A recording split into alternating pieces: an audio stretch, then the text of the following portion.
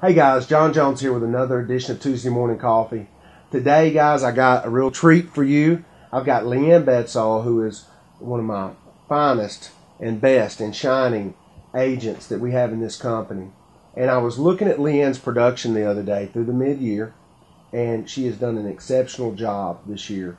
And we went out to have lunch, and I asked Leanne, I said, Leanne, what's been the difference? Where are you getting your business? Blah, blah, blah.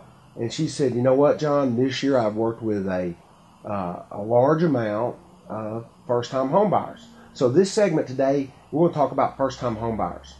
And Leanne, my question to you is, since you've been working with so many first-time home buyers, what are the couple most important things, in your opinion, to a first-time home buyer as they go through this home buying process? Right.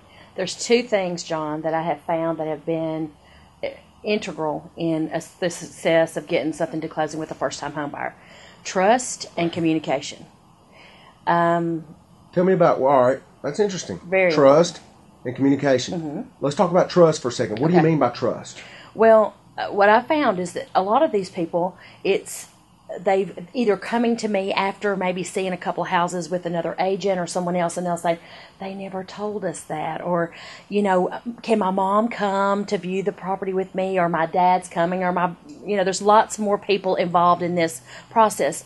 They want to trust that what I'm telling them is that they're going to get the best house for them and at the best price, and that nothing bad is going to happen, because I think everybody likes to share their story at a party about their experience with somebody that's never bought a house. So we're overcoming that. How do you help build that trust? I mean, what do you do? Because obviously they're not just going to call you and say, hey, I trust you. Sure. I think it's really important, John. I get them to come into my office. They come into the office. We sit down at the conference table. We just get to know each other. We do a really intense hour or so of bonding, as long as it takes for me to get to know them, to know what they're looking for, their lifestyle, their family. They'll talk, then they'll open up and start talking about mom and dad, or why we're here, or what we're doing, and that's kind of how we base the buying process. So that first session is mainly you just asking them a lot of questions, trying to figure out what's going on, listening and asking some questions, and letting them just talk about what they're expecting, and me sharing with them, this is what's going to happen. That's where the communication comes in. Setting expectations. Let's talk about communication. You said trust and communication.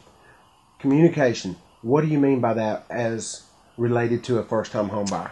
I think it's different in the buying process for them, in that there may be more decision makers in this than just your traditional home buyer. Right. Like I said, mom and dad and my older brother and his wife and Uncle Bob are all going to come and see the house. And do you mind if we bring my grandparents back? And of course.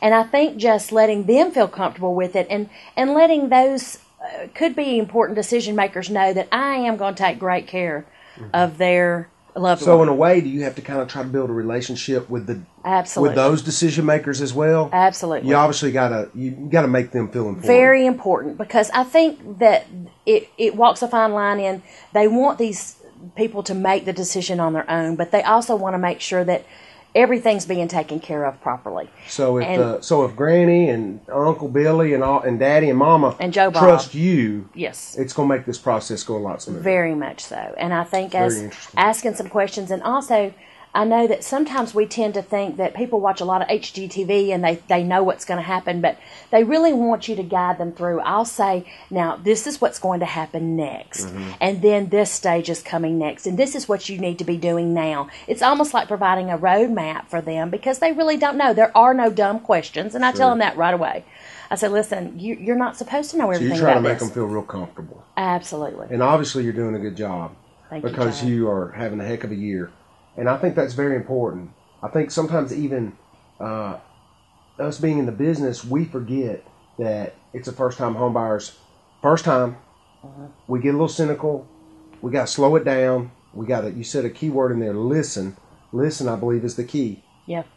So thank you so much for coming on today. Thank you. Guys, if anybody needs a great buyer's agent, here she is in the flesh.